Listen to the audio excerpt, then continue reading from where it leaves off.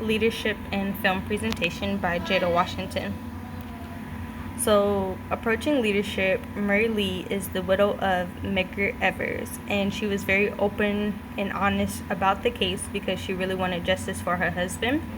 The first lawyer that she considered, he denied and was uncomfortable with reopening the case.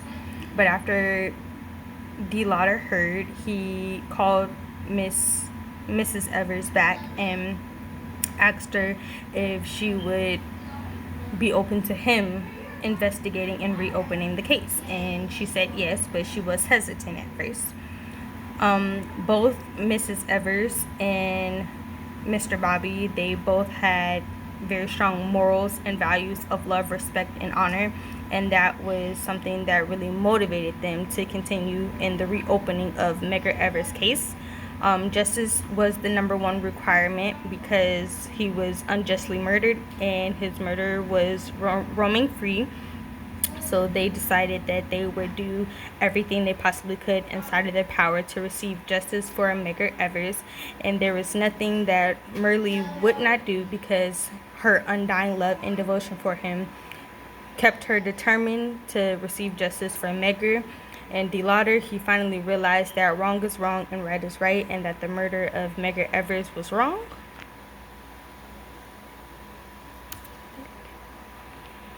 Who are they?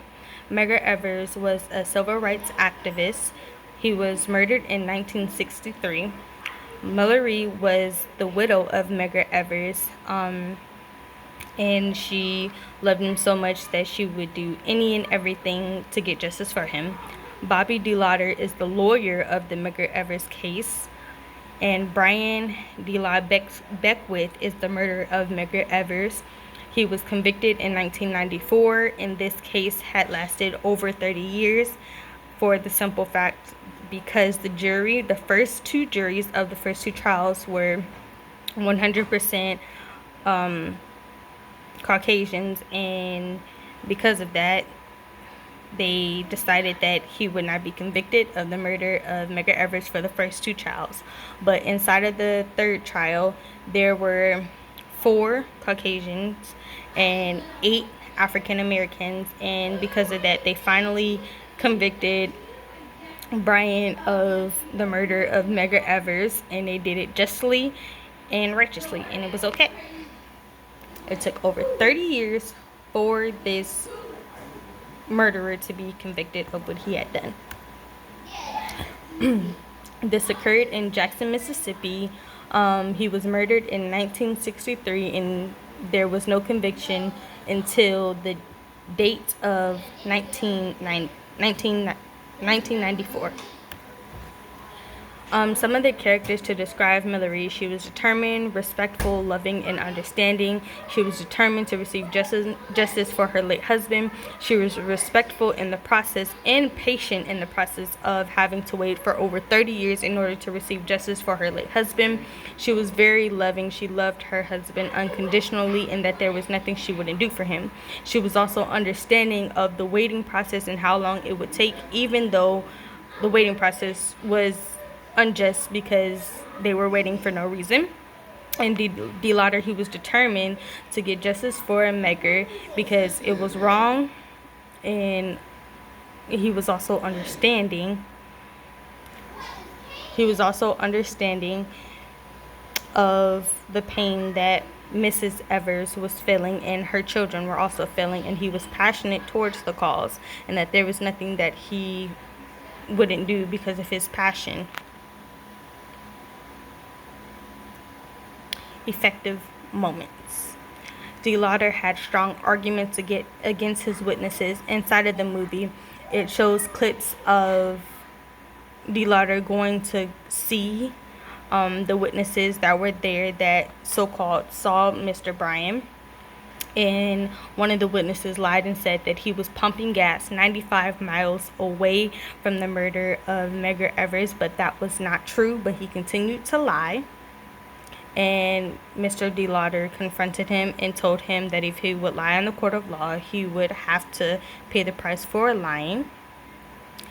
And Miss Murley, after the justice had been won for Medgar. She celebrated inside of her speech towards the end of the movie. She said, with tears in her eyes, "All I want to say is yay, Medgar," because she had finally, after over 30 years, won the case of Medgar Evers, and he had justice, and he could finally rest in peace, and his family could celebrate. Mr. DeLauner had moments inside of the movie where he was being threatened, his children were being threatened, his life was being threatened to be taken away. Many were saying that his life would be taken just as Medgar Evers' life was taken, but in that, Mr. DeLauder, yes, he was hurt and scared, but he never gave up. Because of his passion and determination, he continued to do what was best. And even when his children got into fights because of kids bullying his children because of what they had heard about the case, he sat his children down and explained to them that what he was doing was right, and that those who were angry at him just couldn't understand that change is okay and that change is good. And the timestamp for seeing that clip of his children fighting is at 48:48, as you can see right there. Paradigms inside of it would be the positional paradigm.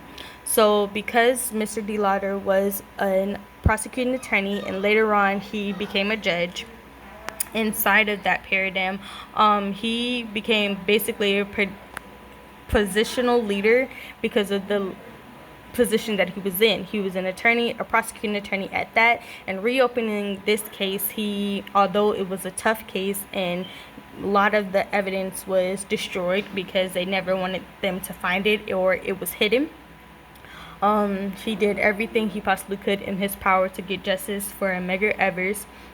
And because of his position, he had a lot of people that were on his side and a lot of people that were against him. And because of his position, he was seen as a leader and somebody that had a lot of power and a lot of privilege to be able to help with this case.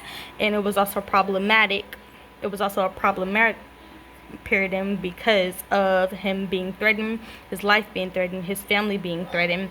And on top of that, when he first didn't tell Mrs. Evers about the first piece of evidence, which was the major piece of evidence, the shotgun being found, it basically broke the trust in the beginning because she felt as if, why wouldn't you tell me that you found what her husband was murdered with? And with that being said, it caused problems within the trust. But later on, they forgave each other and they moved along. But in that problem, there was also the priest, the pastor, the minister. He got upset because he was like, why wouldn't you tell me why wouldn't you tell anyone when you found the evidence? But he kept it to himself, and that caused problems. But later on, they moved on and they were finally excited that they finally had received justice for Medgar Evers. So he was a positional leader, and it was in a positional paradigm because of his position of being a lawyer and then later on a judge. He knew the ins and outs of being an attorney. He knew the ins and outs and the struggles of this case, especially because it was African Americans against Americans, and at that time a lot of racial tension was building up. People were angry. This was in Mississippi. And so in his position, although he was an attorney, he had a high level of authority, he wasn't very much protected by his own people because they were also afraid.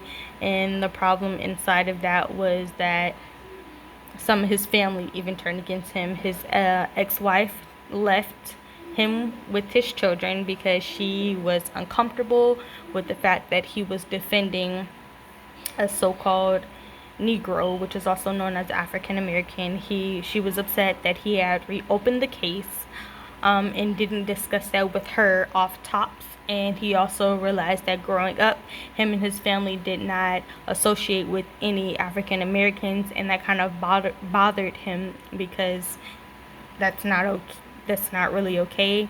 And he never understood the struggle until he stepped into African American shoes and was able to understand where African Americans were coming from, understand the pain and understand the hurt, even though it wasn't happening to him.